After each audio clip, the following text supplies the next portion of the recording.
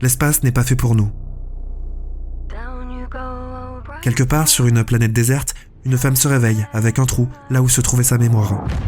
Elle fait partie d'un équipage de recherche qui rentrait chez lui après une mission réussie, assez confiant dans leurs instruments et dans leur science. The Invincible est un jeu vidéo de science-fiction, et la question qu'il pose, c'est pas qu'est-ce qui se passe sur cette planète, c'est qu'est-ce qu'on fait quand on tombe sur quelque chose qu'on ne comprend pas. Qu'est-ce qu'on fait quand on réalise que notre place au sommet d'une pyramide qu'on a dessinée ne sert à rien. Aujourd'hui, on est samedi, et comme chaque samedi, je vais vous raconter un jeu. The Invincible. On se réveille. D'abord, on ressent de la douleur. Le lobe frontal, quelque chose qui cogne à intervalles réguliers là-dedans. On est dans une combinaison. On s'appelle Yasna, les sous-titres le confirment. C'est utile parce que pour l'instant, Yasna elle-même semble avoir momentanément égaré ce genre d'informations. On active le micro du casque, on précise son état. Brouillard mental, douleur frontale, confusion générale. On ajoute, parce qu'on est professionnel ou parce qu'on essaie de l'être, qu'il n'y a pas de blessure grave apparente. Physiquement, ça tient. On attend une réponse. Rien. Personne de l'autre côté. On réessaie, on change de fréquence, on insiste. Toujours rien. Comment est-on arrivé ici? On cherche, on creuse, mais ça ne revient pas. Rien à quoi se raccrocher. Du coup, on ouvre le sac, un récepteur en sonar et un carnet. La Yasna d'avant a pris des notes. Yasna d'avant avait l'air de savoir ce qu'elle faisait. On ouvre et quelque chose revient, par fragments, dans le désordre d'une mémoire qui ne sait pas encore dans quel sens le lire. La mission était terminée. On est sur Régis 3 peut-être. L'équipage a atterri, a dressé un camp, mais c'est confus. Elle ne sait plus grand-chose. C'est la merde et c'est acté. Rester là n'est pas une option et il faut trouver de l'aide, alors Yasna se redresse. C'est laborieux. Elle ajuste la combinaison, elle choisit une direction. Le camp. Il faut rejoindre le camp. On est dans un canyon, les parois montent de chaque côté, rouge et ocre, sculptées par quelque chose qui a eu bien plus de temps que nous pour travailler. Du désert partout autour, du vent. On est là-dedans comme un fragment, quelque chose de dérisoire posé au fond d'un espace hors d'échelle. À ce moment, je pense à journée, mais débarrassé de toute sa chaleur. Même désert, même sensation d'être minuscule, sauf qu'ici, le monde ne semble rien avoir à offrir. À côté, on trouve des morceaux d'équipement, une balise pour qu'on puisse nous retrouver, un détecteur cassé, et puis quelque chose qui ressemble à de l'eau. On s'arrête, on regarde, et dans la tête, quelque chose hésite avant de nommer ça. On n'est pas sur notre planète. Ce liquide est la couleur de l'eau, peut-être la texture, mais lui coller ce mot d'emblée, c'est déjà supposer que les catégories qu'on a emportées sont les bonnes. Alors on reprend la marche. Yasna chantonne, c'est à peine en son. Juste quelque chose pour occuper l'air autour d'elle, pour se rappeler qu'elle existe dans cet espace qui n'a aucune raison de la remarquer. On avance, le canyon se resserre. Yasna chantonne encore. Et puis une tempête arrive. Ça ne prévient pas sur Régis 3. La visibilité tombe d'un coup, le vent monte, le sable remplace l'air et on ne voit plus rien. On continue quand même. On avance à l'aveugle, dans le bruit, dans la dérive, en essayant de garder une direction qui a peut-être cessé d'exister. Elle doit y arriver, et puis, elle s'effondre. On se réveille, encore. La coupure était courte, quoique la tempête s'est arrêtée. Quelques secondes ou quelques heures, impossible à dire. Le sable est retombé, il y a juste le sol et le vide autour. Yasna chantonne, toujours, sans doute pour oublier sa solitude. À un moment, on se retourne presque par hasard et là, au-dessus du canyon, il y a R303, une des 3 lunes de Régis 3. Je me dis que 3 lunes, c'est beaucoup. Cette planète ne doit jamais se sentir seule, elle. Elle est posée sur l'horizon, je crois que c'est beau. Et ça rappelle quelque chose à Yasna. Un flashback se déclenche. On est dans un vaisseau, en orbite, une salle de réunion, des scientifiques autour d'une table, l'équipage au complet. On parle de Régis 3. Yasna parle avec précision de la composition chimique de l'atmosphère, de ce que ça implique, de ce que ça devrait impliquer. Elle est biologiste. Avec ce genre de conditions, avec ces proportions de molécules, il devrait y avoir de la vie, ici. Elle en est convaincue, elle le dit comme une évidence. Et dans les dialogues, le monde se met en place. On comprend des éléments. On est en pleine guerre froide spatiale. 2 blocs se regardent en chien de faïence. Le Commonwealth interplanétaire, c'est nous. En face, l'Alliance cosmosolidaire. L'Alliance a envoyé un vaisseau amiral vers Régis 3, le Condor. Un croiseur de guerre colossal, construit pour combattre. Et derrière lui, encore plus grand, encore plus loin, mais en route. L'Invincible. Le navire qui donne son titre au jeu. Une machine de guerre parmi les plus puissantes de l'univers. Il n'est pas encore là, mais il arrive. Et personne ne sait vraiment ce que l'Alliance cherche sur cette planète apparemment vide de tout. Le Commonwealth l'a appris. Alors Novik, notre astrogateur, a fait un calcul. On était plus proche. 14 jours d'avance, on pouvait dérouter, atterrir en premier. Alors on a changé de cap. On a atterri sur Régis 3 pour devancer l'Invincible et comprendre ce qui intéresse autant l'Alliance. Et puis, le flashback s'arrête. On est de retour sur le sable. La Lune est toujours là, à la même place, indifférente à ce qu'on vient d'apprendre. Et maintenant on sait dans quoi on a mis les pieds. Une planète que 2 empires veulent, que personne ne comprend et quelque part un équipage qui ne répond plus. En avançant, on arrive enfin au camp. Des igloos de métal posés dans le désert comme si quelqu'un les avait oubliés là, compacts, reliés entre eux par des tubes. Et entre les igloos, quelque chose bouge, un androbote, humanoïde, debout, les bras le long du corps. Il avance parce qu'il avance, selon une logique qui a peut-être eu un sens, à un moment. Il déambule dans le camp comme si on lui avait donné un ordre il y a longtemps, et que personne n'était revenu lui en donner un autre. Alors on continue. Dans le dernier igloo, au fond du camp, on trouve Crota, un de nos camarades. On l'examine, la main d'abord, les yeux ensuite. Les fonctions vitales répondent, le corps tient, sauf que Crota est ailleurs, il marmonne. Des mots qui n'arrivent pas à former quelque chose, des sons qui ont la forme du langage sans en avoir le fond. Quelque chose s'est passé ici, mais on ne sait pas encore quoi. Et là, en s'approchant, on voit son récepteur. Celui de Crota, il fonctionne, on le voit au voyant, à l'état du boîtier. Le récepteur de Yasna était mort depuis le réveil, dans le canyon, depuis le début. Alors Yasna s'en empare. Elle établit la connexion. Une voix, un homme. C'est Novik. L'astrogateur du Dragonfly restait en orbite à cause d'une blessure à la jambe. Il ne pouvait pas descendre. Il essayait de joindre l'équipage depuis un moment. Personne ne répondait. Et là, quelqu'un répond. Dès que Novik entre en scène, j'ai pensé à Firewatch. Cette idée qu'un jeu peut fabriquer une relation forte avec quelqu'un qu'on ne verra peut-être jamais. Seulement une voix. On essaye de parler de Crota, mais Novik c'est pas quelqu'un qui s'épanche, on le comprend très vite. Il pose les questions qu'il faut poser, dans l'ordre, rigoureusement. La position du camp, ce que Yasna a vu en chemin, il évalue, l'objectif devient rapidement évident. Retrouver les autres membres de l'équipage. C'est ça qui compte, sauf que ce que Novik ne peut pas donner, c'est une explication. Il ne sait pas ce qui s'est passé, il était là-haut, dans son vaisseau, avec des écrans et l'absence de signal. Il n'a aucune réponse à offrir. Alors on a une voix dans le casque, et un cap. Novik donne des consignes, claires, dans l'ordre. Retrouver Marit, Koval, Gorski, puis trouver une zone d'atterrissage, à un espace plat, dégagé, assez grand pour que le hopper puisse se poser. Le hopper, c'est la navette de descente du Dragonfly, le seul moyen de remonter quelqu'un depuis la surface. Alors le plan prend forme. D'abord l'androbot. On suit les consignes de Novik, étape par étape, et la machine se remet à fonctionner. Elle pourra effectuer des tâches pour nous. Ensuite on repart. On se retrouve dans des grottes, étroites, linéaires, on se faufile. On avance à l'aveugle, dans la roche, et on ressort. L'espace s'ouvre d'un coup. Une grande zone, encaissée entre les falaises plus basses que le reste. Et là, Yasna s'arrête. Des structures étranges, métalliques, hautes, fines, plantées dans le sol à intervalles irréguliers, assemblées par segments rectangulaires qui s'emboîtent, qui se superposent. Ça ressemble un peu à des vertèbres. Des colonnes vertébrales de métal sombre dressées vers le ciel, sans raison apparente, sans destinataire évident. Yasna les regarde. Elle hésite, elle cherche dans sa formation, dans ses références, dans tout ce qu'elle a emporté de là-haut pour lire ce qu'il y a en bas. Mais rien ne correspond vraiment. Pas de familiarité non plus. Mais elle doit continuer, alors on continue. Autour, on remarque du matériel éparpillé, des affaires de terrain dispersées sur le sol, renversées, abandonnées sans rangement, sans ordre de retrait. Quelqu'un travaillait ici, quelqu'un a posé ses affaires, s'est interrompu et n'est pas revenu dans l'ordre prévu. Alors on continue, et quelques mètres plus haut, près d'un rocher, il y a un sac à dos, du matériel renversé autour, et à côté du sac, quelque chose qu'on reconnaît. C'est un corps. Marit. Marit est allongée dans le sable. Yasna réagit aussitôt, elle pose les mains sur la poitrine, elle commence un massage cardiaque avec la précision de quelqu'un qui a appris le geste et qui refuse pour l'instant de savoir que le geste ne sert plus à rien. Les compressions sont régulières, méthodiques, elles comptent, la musique change, quelque chose de plus lourd s'installe, un bourdonnement qui monte depuis le fond. Yasna ne chantonne plus, et pourtant elle n'a jamais été aussi seule. Elle continue le massage, le corps ne répond pas, Novik l'entend dans la voix, il comprend avant qu'elle ne dise quoi que ce soit. Et quand c'est dit, il ne s'épanche pas, il prend acte. Et puis il recommence avec ses consignes. Il reste Koval, il reste Gorski. Les morts ne peuvent plus être sauvés, les vivants peut-être encore. Alors Yasna accepte, on se relève, et on ne regarde pas en arrière. Quelques mètres plus loin, en retrait de la pente, il y a Koval. Des feuilles de notes éparpillées autour de lui, arrachées de son carnet par le vent, dispersées sur le sol. On les ramasse une par une, on les lit. Gorski serait parti plus loin. Koval respire, faiblement, mais il est vivant. Novik dit qu'il faut le remonter. Le hopper peut descendre maintenant, la zone d'atterrissage est identifiée, les coordonnées sont bonnes. Koval est lourd, la combinaison est lourde, le terrain remonte par endroits sans prévenir. Novik parle pour que Yasna ne soit pas seule dans le sable, pour qu'elle n'ait pas besoin de chanter. Il parle de Crota, l'androbot l'a pris en charge, et il est dans le hopper. Et au bout d'un moment, on arrive. Le hopper est là, avec Crota. On dépose Koval à l'intérieur, 2 membres de l'équipage, c'est déjà ça. Alors le hopper décolle, Yasna reste au sol. On le regarde monter, jusqu'à ce qu'il disparaisse dans le ciel de Régis 3. On ressent l'absence, soudaine, de quelque chose qui était là. Au moins, eux, ils s'en sortiront. Yasna reste seule ici, il faut retrouver Gorski. Alors on repart. Assez vite dans le sable il y a quelque chose. Une sentinelle. Un petit robot de reconnaissance, couché sur le flanc, inactif. Novik nous guide, comme toujours. Les instructions arrivent dans l'ordre, les connexions à rétablir, les manipulations à faire. On suit. Alors la sentinelle se réveille, elle s'envole, elle tourne sur elle-même, recalibre ses capteurs, trouve son équilibre dans l'air. On la regarde.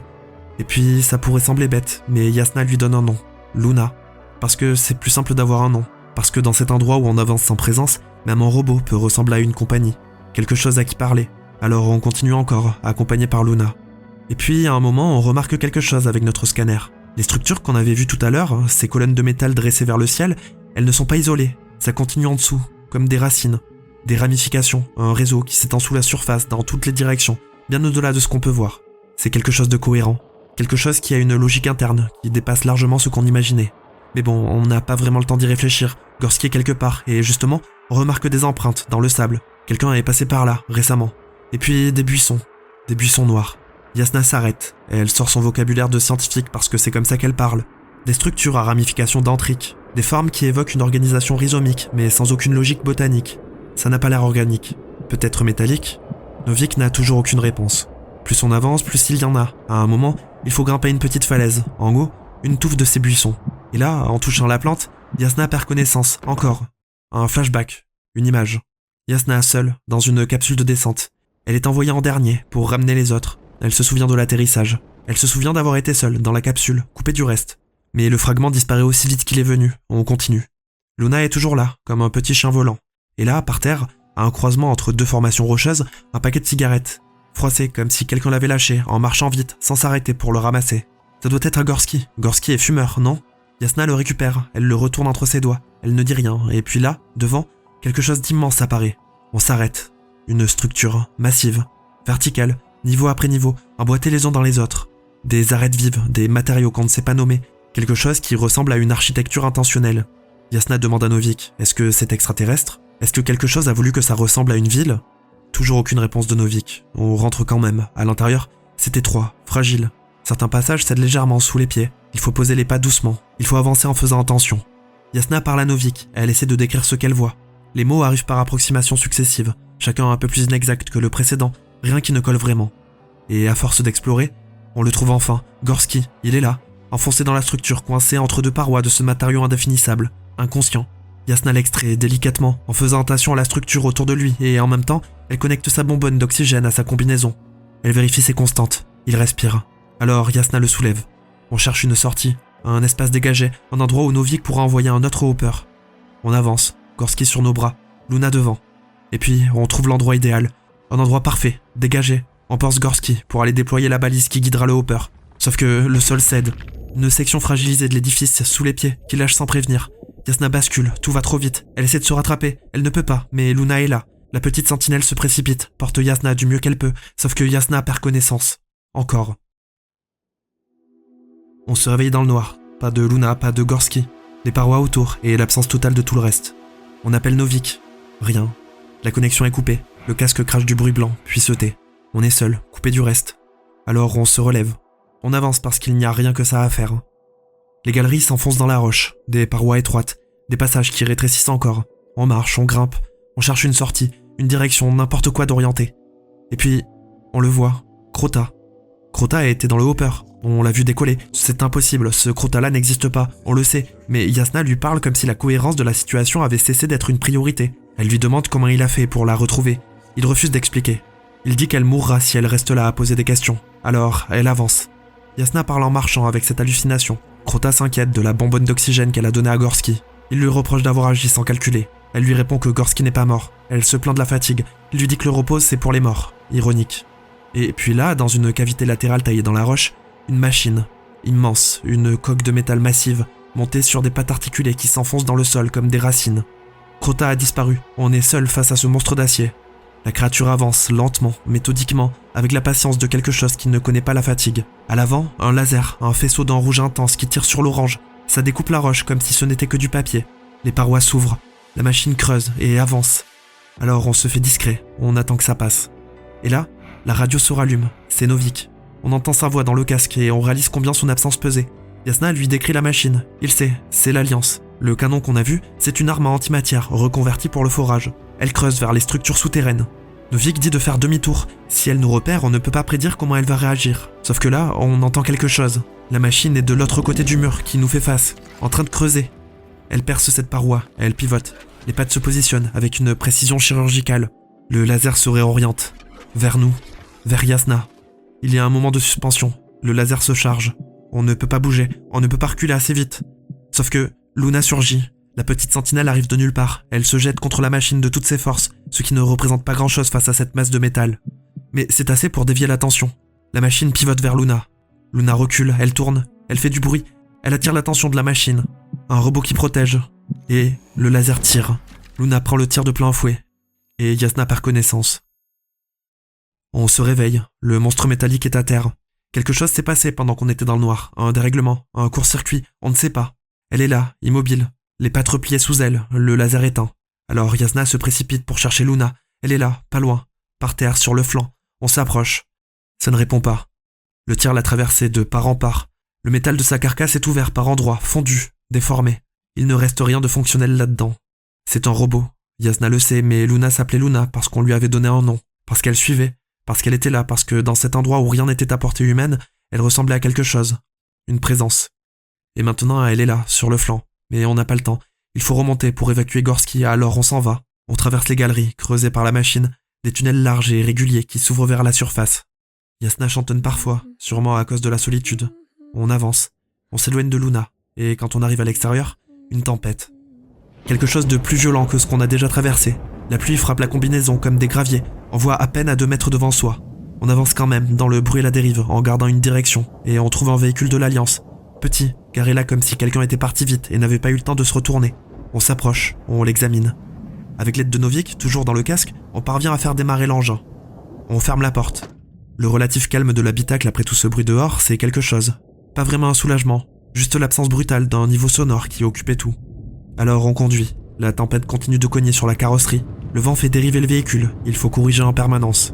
Mais on avance. On s'éloigne des cavernes, on s'éloigne de Luna. Le terrain défile.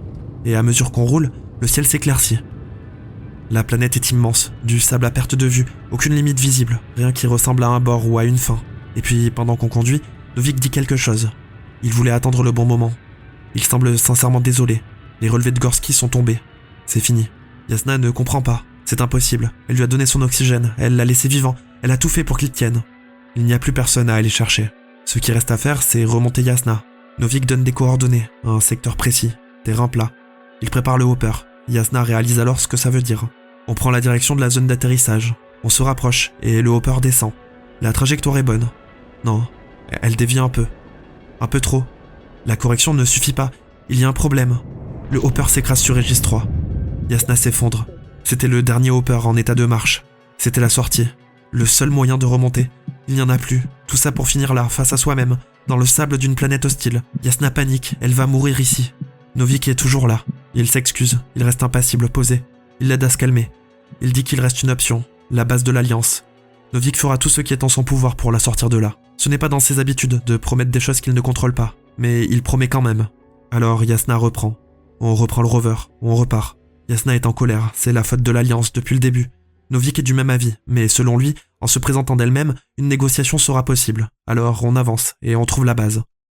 Cet endroit, ce n'est pas le camp rudimentaire du Dragonfly, c'est une installation construite pour durer, des structures modulaires ancrées dans le sable, de l'équipement de forage lourd, du matériel dispersé.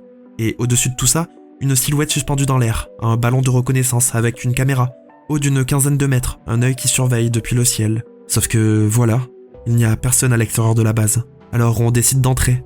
Des combinaisons rangées dans leur casier, de la vaisselle encore sur les tables, des données encore affichées sur des écrans. Les portes sont ouvertes, tout est ouvert, comme s'ils étaient partis en urgence. Alors on explore. Le module central d'abord, on trouve un journal de mission. L'Alliance est arrivée bien avant nous, bien avant ce que les renseignements du Commonwealth indiquaient. Ce qu'ils cherchaient ici, ils avaient probablement eu le temps de commencer à le trouver. Alors on continue. On explore un laboratoire de biologie. L'Alliance avait accès à l'océan. Ils ont étudié des poissons, préservés dans les profondeurs. Les autopsies ont révélé quelque chose qu'aucune taxonomie connue ne répertorie. Un nouvel organe, développé par des formes aquatiques primitives calibrées pour détecter les ondes électromagnétiques. Selon Yasna, qui s'y connaît, pour développer un tel organe, il a fallu un stimulus externe puissant et constant, quelque chose qui émettait depuis longtemps. On trouve aussi un laboratoire de géologie, et là, tout prend une autre dimension. Les formations métalliques qu'on a observées plus tôt sous la surface s'étendent sur des dizaines de kilomètres. Et ce qu'ils ont observé a une forme, pas aléatoire, un réseau en anneaux, avec un centre distinct, une architecture qui ne ressemble à rien de géologique. Finalement, les scientifiques n'ont pas établi de conclusion, seulement une vague chronologie. Des millions d'années plus tôt, la vie était abondante sur Régis 3, et puis une supernova, il y a 10 millions d'années, une extinction. Il y avait peut-être alors une civilisation, les Lyriens. Novik est dubitatif, il n'y a jamais eu de preuve de cette hypothèse. En tout cas, après la supernova, la vie a commencé à se reformer. Lentement, mais quelque chose l'a stoppé. Et la courbe de développement de la biosphère chute exactement au moment où ce métal apparaît, cette infrastructure souterraine. Alors Novik et Yasna tentent de comprendre. Les métaux ne sont pas intrinsèquement dangereux pour la vie, la biosphère sait s'adapter. Ce qui a empêché la vie de revenir sur les continents après la supernova, c'est autre chose. Quelque chose qui n'a laissé aucune trace, ou quelque chose qui est encore là.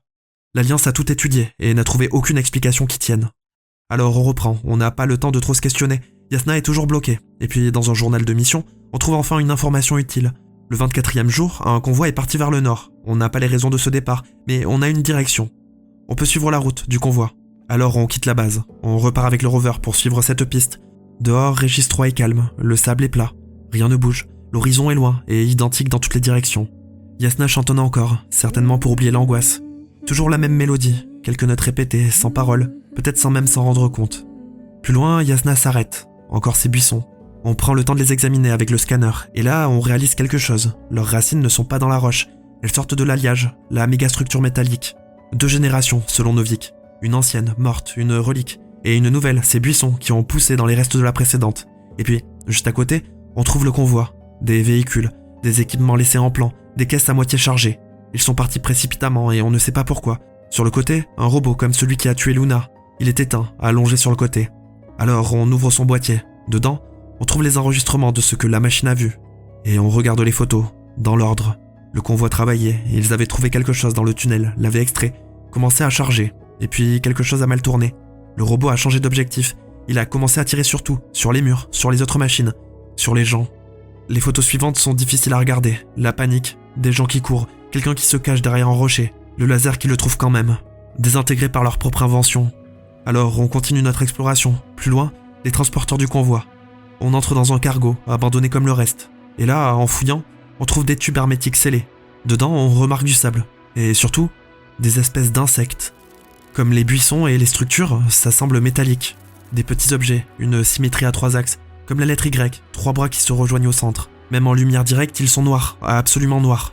Ils sont beaux, d'une certaine façon, d'une précision qui dépasse ce qu'on associe au hasard, comme fabriqués. Les enregistrements du convoi donnent le reste. Les scientifiques de l'Alliance les avaient trouvés dans les structures souterraines. Individuellement, ils ne faisaient rien, mais en groupe, ils s'activaient, commençaient à émettre un champ électromagnétique. Plus le groupe était grand, plus le champ était intense. Et à partir d'une certaine taille, ils se mettaient à voler, comme un essaim, se déplaçant ensemble dans une cohérence qu'on n'avait pas de mots pour décrire correctement. C'est ça qui a causé les pannes. Le champ magnétique a grillé les circuits des robots antimatière, les a désorientés. Et sur les humains, une exposition prolongée fait autre chose, des dysfonctionnements cérébraux, de la désorientation, des pertes de mémoire. L'organisme continue à fonctionner, mais la personne à l'intérieur vacille, perd ses repères, s'efface, recommence à zéro. Les mouches et les buissons sont la même chose, sous 2 formes différentes, selon le besoin. Quand ils doivent se déplacer, ils développent des parties mobiles. Quand ils doivent se multiplier, ils se fixent sur un substrat métallique, forment des buissons, absorbent la matière disponible, et ils recommencent, sans intention, sans conscience de ce qu'ils font. Juste un processus similaire à de l'évolution. Novik trouve ça fascinant. Il emploie le mot « élaboré ». Yasna ne répond pas tout de suite. Elle est biologiste, elle doit garder des nuances. Parce que le mot pose un problème. Élaborer suppose une direction, une montée vers quelque chose. Or, ces formes n'ont pas cherché à être élaborées. Elles ont juste survécu à tout le reste. L'évolution n'a pas produit les plus conscientes, les plus complexes, les plus proches de ce qu'on considère comme un aboutissement. Elle a produit celles qui restaient le mieux en vie. C'est tout ce que ça raconte. Pas de trajectoire, pas de sens, pas de montée vers quelque chose de plus grand. Puis d'un coup, la voix de Novik change de registre. Il détecte quelque chose qui est entré dans l'atmosphère. Alors, on sort du transporteur, pour voir. À l'horizon, quelque chose arrive. Comme une tempête, mais pas de poussière, pas de pluie. Un nuage noir, dense, qui se déplace avec une cohérence que les nuages n'ont pas. Il grossit, il s'approche. Et en le regardant, on comprend ce que c'est. Des millions de mouches, un essaim d'une taille qu'on n'arrive pas vraiment à quantifier. Quelques instants plus tôt, il n'était pas là. Maintenant, il couvre l'horizon.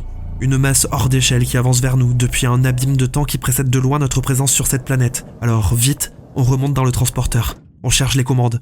L'engin est encore fonctionnel. On enclenche la propulsion. Devant le pare-brise, le noir, absolu, l'essaim a tout recouvert. Ni la surface, ni l'horizon, ni le ciel. Juste cette masse qui pulse, qui absorbe la lumière, indifférente partout, au-delà de toute échelle humaine. Yasna essaie de manœuvrer, sauf que quelque chose foire. Le transporteur bascule. Yasna perd connaissance. Encore. Un flashback. Le tout début. Avant le camp, avant les grottes, avant tout ça. Les buissons. La première fois, on avait tendu la main vers l'un d'eux, on l'avait touché, et dans ce souvenir-là, on voit ce qu'on n'avait pas vu sur le moment. Des mouches en sortaient. Quelques-unes seulement qui s'élevaient dans les airs et disparaissaient. On ne s'en était pas rendu compte. Ils avaient grillé notre mémoire, mais le souvenir dure une seconde, peut-être moins. Yasna se réveille, à l'extérieur, ailleurs, plus dans le convoyeur. Le ciel de Régis 3 au-dessus d'elle. Elle est en un seul morceau. Novik ne comprend pas, mais lui indique que le rover est tout près. Puis, après un moment, tout se remet en place. Son accident au tout début, la chute dans le canyon, la radio abîmée, tout ça c'est vrai, elle s'est vraiment blessée. Mais ce n'est pas pour ça qu'elle avait perdu la mémoire, c'est parce que juste après, les mouches étaient sorties des buissons. Elles l'ont exposée, et la même chose s'est passée avec l'équipage au camp, avec les robots antimatière, avec tout le convoi. Depuis le début, on marchait à l'intérieur de quelque chose qu'on n'avait pas les instruments pour reconnaître, pas parce qu'on regardait mal, parce que ce qu'on cherchait à reconnaître ne rentrait dans aucun des cadres qu'on avait emportés. Maintenant, on est bloqué sur cette planète, remplie d'une forme de vie qui peut parasiter le cerveau de Yasna, lui faire progressivement perdre la tête. Un peu dans la panique de cette découverte, on décide de retourner au camp de l'Alliance. Et là, comme un signe, le ballon de reconnaissance, celui qui risquait de nous voir plus tôt, est tombé, couché sur le sable. On trouve le boîtier enregistreur de l'épave, on l'ouvre, on regarde les clichés dans l'ordre. Sur un de ces clichés, une forme, un homme, seul, dans les rochers au-dessus de la base. Ce cliché est récent, cet homme n'a pas rejoint le convoi, il est peut-être encore là, quelque part. Il se cache là-haut, et éloigné de tout, sans relais face à lui-même depuis un temps qu'on n'ose pas encore calculer. Novik suggère de réfléchir. Yasna répond qu'elle n'a plus d'autre option, de toute façon. Alors, on commence à grimper. Les rochers sont escarpés, elle grimpe, elle arrive en haut. Sauf que, justement, l'homme apparaît derrière elle. Il arrive dans le dos, un androbot à ses côtés, les yeux allumés, et une arme pointée sur elle. Une combinaison de l'Alliance. Il ordonne qu'elle se lève. Pendant tout ça, Novik est toujours dans l'oreillette, il a entendu quelque chose, il essaie de comprendre par élimination, il pose des questions dans le vide, Yasna ne peut pas répondre, l'homme la tient toujours en joue. Elle entend sa voix, qui cherche à tâtons ce qu'elle ne peut pas lui dire. L'homme ordonne qu'elle marche. Alors, elle marche. Il l'accuse, les robots antimatière détraqués, ses camarades morts. Et puis, l'homme nous fait entrer dans un réseau de grottes. Le signal de Novik se dégrade. Les rochers bloquent tout. Sa voix crache, se fragmente, et puis disparaît. On s'enfonce dans les caves, un réseau de galeries naturelles plus profondes que ce que l'extérieur laissait supposer. L'homme connaît le chemin, il marche vite. Et là, on passe une sorte de porte rudimentaire, un espace aménagé de fortune, des caisses empilées, du matériel de survie. Et là, avançant à quatre pattes sur le sol, un autre homme en combinaison, les yeux ouverts, le regard vide, comme Crota. L'homme qui nous a amenés s'approche de son camarade et lui parle comme à un enfant. Il lui propose à manger, insiste. L'autre finit par prendre ce qu'on lui tend, et Maj semble bien comprendre ce qu'il fait. Malgré la situation plus que catastrophique, cet homme de l'Alliance a veillé sur ses camarades, s'est imposé cette responsabilité. Il a certainement un cœur et des principes. Et puis Yasna est priée de s'asseoir, de ne pas bouger. Mais la méfiance se détend, très lentement, par couche. D'abord, il l'accuse encore, elle se défend. Elle vient du Dragonfly, une petite unité de recherche. Il cherchait de la vie, c'est tout. Il ne la croit pas tout de suite, mais elle insiste, sans hausser le ton. Puis il finit par la croire. Yasna est dans un état misérable, ce n'est pas en danger. Alors il lui tend de l'eau. Encore un geste de bienveillance de cet homme. Yasna boit longuement. Elle n'avait pas bu depuis si longtemps qu'elle en avait oublié ce goût inexistant. Et puis quelque chose change dans la pièce, imperceptiblement, comme une pression qui se relâche. Il lui dit son nom, Rohitra. Yasna parle des mouches, ce qu'elles font aux gens, ce qu'elles lui ont fait, à elle. Il écoute. Il regarde l'homme dans le fond qui ne répond plus à rien depuis des heures. Il ne dit pas qu'il la croit, mais il n'interrompt pas non plus. Et puis, pendant la discussion, un petit craquage. Il donnerait n'importe quoi pour une cigarette. Il n'en peut plus, il veut fumer, il veut une putain de cigarette. Alors Yasna se souvient, le paquet trouvé dans le sable, celui de Gorski, près des buissons. Elle l'avait glissé quelque part sans y penser. Elle fouille, elle le trouve et elle le tend à Rohitra. Rohitra le regarde un moment avant de le prendre, il n'y croit pas. Il l'ouvre, il en sort une et l'allume. Il s'adosse aux caisses, il ferme les yeux. La fumée monte dans l'air immobile de la grotte. Yasna ne dit rien. Sur Régis 3, cette cigarette est probablement le dernier de leurs problèmes. La planète les tuera bien avant le tabagisme. Et puis Yasna se rend compte qu'elle a besoin de dormir. Elle est à bout, elle ne tient plus. Rohitra comprend. Elle s'allonge sur ce qu'elle trouve. La roche est froide sous la combinaison. Quand Yasna se réveille, Rohitra s'est endormie, a adossé aux caisses, la tête tombée, en avant. Rien ne bouge dans la grotte. Elle l'observe une seconde. Cet homme est scellé dans le sens le plus littéral, sans relais, sans témoin, sans personne pour confirmer que ce qu'il vivait était réel. Elle se lève doucement, récupère ses affaires et sort. On reviendra aider Rohitra quand on aura une solution. Dehors, c'est la nuit. Yasna marche un moment dans le noir sans allumer sa lampe. Régis 3 est là, autour d'elle, immense, plus ancienne que tout ce qu'elle a connu, indifférente à sa présence, comme elle l'a toujours été. Le genre d'endroit qui existait dans le vide bien avant qu'on arrive et qui continuera après. Puis la radio crache, la voix de Novik revient, on entend un soulagement dans sa voix. Il ne l'habille pas. Elle a disparu des heures, il attendait sans pouvoir faire autre chose que surveiller depuis l'orbite. Il parle de Rohitra. Elle lui demande ce qu'il pense de lui, perdu, en colère, pas facile à approcher, mais dans sa situation, ça se comprend. Elle n'a pas réussi à le convaincre de grand-chose. Alors on fouille les environs, on passe des tunnels creusés par l'antimatière, on essaye de trouver une solution. La connexion avec Novik vacille un peu, mais tiens.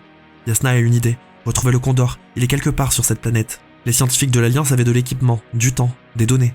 Ils ont peut-être découvert quelque chose qu'elle n'a pas compris. Sauf qu'au loin, une fusée de détresse, rouge, tirée depuis la direction de la planque de Rohitra. Alors, on abandonne l'idée, on change de plan. On se dirige rapidement vers la fusée. On arrive dans une zone où se trouvent plusieurs convoyeurs à l'arrêt. Alors on cherche, et puis, en s'approchant de la porte d'en deux, il surgit. Rohitra, la même arme dans sa main. Il nous tient en joue, le même regard fermé, le même positionnement des épaules. Il demande qui elle est, répète les mêmes interrogations qu'à la première rencontre. Selon lui, ça fait 28 jours qu'il est ici. Alors, on comprend. Il a tout oublié. Elle lui dit de regarder sa barbe. Est-ce qu'elle était comme ça hier? Il se fige. Elle lui réexplique tout depuis le début, le champ électromagnétique, ce qu'il fait au cerveau humain sur la durée, le fait qu'il revit le même jour depuis des mois sans le savoir, que sa mémoire s'efface chaque fois qu'il dort, que les renforts n'arriveront jamais, que tout le monde est mort depuis longtemps. Et puis la voix de Rohitra change. On sent qu'il est terrifié. Il demande depuis combien de temps ça boucle. 428 jours. Il reste immobile. Il regarde ses mains comme si elles pouvaient lui donner une réponse que les mots ne donnent pas. Et puis, quelque chose c'est dans lui. Quelque chose qui lâche. Un craquage. Il donnerait n'importe quoi pour une cigarette. Il n'en peut plus. Il veut fumer. Il veut une putain de cigarette. Une cigarette serait probablement le dernier de ses problèmes. La planète les tuera, bien avant le tabagisme. Sauf que Yasna n'a pas de cigarette à lui donner. Et puis, dans le casque, Novik les coupe. Sa voix a changé de registre. C'est urgent. Le nuage arrive, maintenant. Rohitra n'hésite pas. Il a une navette, pas loin. La planque est compromise de toute façon. Il ramasse ses affaires, il demande à Yasna si elle vient. Elle vient. Il court vers la navette. Derrière eux, le nuage monte à l'horizon. Une ligne sombre qui mange le ciel par le bas, qui avance avec cette cohérence. La navette décolle, et les mouches nous encerclent, et puis ça coupe. Encore. On se réveille dans la navette, sur le sol de Régis 3, sans Rohitra. Et devant nous, quelque chose d'énorme. Le Condor. Le vaisseau est posé dans la plaine, dressé vers le ciel, l'emblème de l'Alliance sur le flanc. Une masse construite pour dominer des situations que Régis 3 a l'air de trouver dérisoires. Novik le trouve majestueux, et puis après un moment, il parle de l'équipage, tout ce métal, toute cette puissance de projection, et tout ce qui les attendait, c'était ça. Une planète qui ne les visait pas, qui ne savait pas qu'ils existaient, et qui les a effacés quand même. Yasna ne répond pas. Elle regarde le vaisseau. Rohitra est certainement déjà entré. Un panneau d'accès est ouvert sur le bas de la coque. Novik la prévient que la communication va couper dès qu'elle sera dans la soute. Trop d'acier. On pourra peut-être rétablir un contact une fois sur le pont de commandement. Et puis il ajoute une dernière chose avant qu'on entre. Pas encore certain à 100%, mais les messages qu'il intercepte indiquent tous la même chose. L'invincible arrive. Il vient chercher le Condor, c'est disparu, sans savoir ce qu'il attend sur cette planète. Yasna reste immobile, devant le vaisseau. Ça fait sens. Depuis le début, ce n'était pas une manœuvre d'expansion, c'était une mission de sauvetage. Quelqu'un là-haut qui envoyait tout ce qu'il avait pour aller chercher les siens, sans savoir que les siens n'étaient plus là à chercher. Alors, on monte la rampe. La voix de Novik crache, une dernière fois dans l'oreillette, se fragmente. Puis rien. On avance. La soute est immense. De l'acier partout, des systèmes d'arrimage, des conteneurs, l'odeur d'un vaisseau fermé depuis trop longtemps. Et des cadavres. Leurs visages ont été recouverts, peut-être par Rohitra, pour qu'ils puissent reposer sans être regardés. Le geste de quelqu'un qui a continué à faire ce qu'on fait pour les morts longtemps après que tout le reste ait cessé d'avoir du sens. Seul, sans témoin, sans que personne sache qu'il le faisait, seulement parce que Rohitra a des principes. Rapidement, on trouve un ascenseur, alors on monte. Et quand on sort, on se retrouve sur le pont de commandement du Condor. Les écrans sont allumés, les instruments actifs, les données en temps réel d'un vaisseau qui attend des ordres. Rohitra est là. Il se retourne. Quelque chose a changé dans son regard depuis la grotte. Il est plus posé, comme quelqu'un qui a pris une décision et qui n'a plus à débattre avec lui-même. Il dit qu'il a des ogives, 54 en tout. Alors Yasna le convainc d'appeler Novik depuis le Condor avant de prendre une décision aux conséquences potentiellement catastrophiques. Novik essaie de le raisonner depuis l'orbite, des arguments construits, le genre de raisonnement qu'on tient quand on n'est pas sur la planète, quand on n'a pas vu les photos du convoi, quand on n'a pas porté Gorski sur les épaules, au travers d'un terrain qui ne facilitait rien. Et le pire, c'est que Yasna comprend ce qui motive Rohitra. La vengeance, bien que ce soit un concept humain. Elle comprend que dans quelques heures, sa mémoire va se réinitialiser, qu'il veut agir pendant qu'il peut encore. Mais elle pose aussi la question de ce que ça règle vraiment. Est-ce que frapper quelque chose qui ne sait même pas qu'il frappe, c'est une réponse ou juste un réflexe? Rohitra l'écoute, et au final, il répond que ça n'a aucune importance. Il ne demande pas à neutraliser quelque chose d'intelligent, juste à détruire ce qui a tué les siens. Ils remontent l'histoire ensemble, les trois, comme s'ils avaient besoin de le dire à voix haute pour y croire vraiment. Les Lyriens, leur vaisseau écrasé sur Régis 3, il y a des millions d'années. Les machines qui ont survécu à leur créateur et ont commencé à développer une évolution darwinienne parallèle. Et au bout, les insectes, la forme la plus économe, celle qui n'avait pas besoin de grand-chose pour tenir, juste de l'énergie solaire. Novik fait remarquer que bombarder des créatures qui fonctionnent à l'énergie solaire et n'ont besoin ni d'air ni d'eau ne mènera nulle part, que même en détruisant les nids, il en restera assez pour régénérer les seins, que c'est une planète entière qu'il faudrait vaporiser. Rohitra répond quelque chose. Alors, c'est invincible? L'ironie tragique est palpable.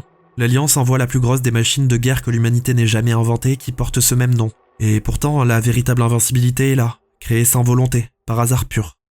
Et puis, au bout d'un moment, Yasna finit par accepter ce que Rohitra propose. On regarde par la grande fenêtre du pont, l'essaim à l'horizon, immense, indifférent, qui pulse lentement dans le ciel de Régis 3 sans savoir qu'il est regardé. Elle sent la même chose qu'elle n'attendait pas, l'épuisement de comprendre sans pouvoir faire autrement. Marit dans le sable, Luna sur le flanc dans les galeries. Tous ces moments où elle a chantonné pour oublier sa terreur, sa solitude. Tous ces gens qui ont traversé des millions de kilomètres pour tomber sur quelque chose qui ne les visait même pas, qui ne savaient même pas qu'ils existaient. Rohitra et Jasnah se regardent. Il n'y a pas besoin de formuler grand-chose. Rohitra arme les charges. Novik, depuis l'orbite, comprend avant qu'on lui explique. Sa voix dans le casque reste posée, comme toujours, mais il y a quelque chose dedans qui ressemble à de la résignation. Rohitra appuie sur le bouton. Les ogives descendent, sur les écrans. Une série de flashs blancs dans le désert de Régis 3, l'un après l'autre. Des détonations qui se chevauchent, des dizaines de champignons de feu et de poussière qui montent dans le ciel. L'humanité est capable de prouesses technologiques incroyables pour détruire. Et pendant quelques secondes, la zone est vide. Rohitra se recroqueville, je crois qu'il regrette. On reste là, à regarder par la fenêtre. On l'avait pourtant compris, cette chose est invincible, alors le nuage se regroupe, lentement d'abord, puis plus vite. Les mouches remontent depuis les nids souterrains, depuis le réseau en anneaux qui s'étend sur des dizaines de kilomètres sous la surface. Elles se reforment, et cette fois, elles convergent toutes vers le Condor. C'est terrifiant, gigantesque, innommable. On a fait ça par vengeance. Même si ce quelque chose ne sait pas qu'il fait quoi que ce soit, même si la réponse ne change rien, on a besoin de le faire parce qu'on est comme ça, parce qu'on est humain. On a besoin que notre douleur produise du sens.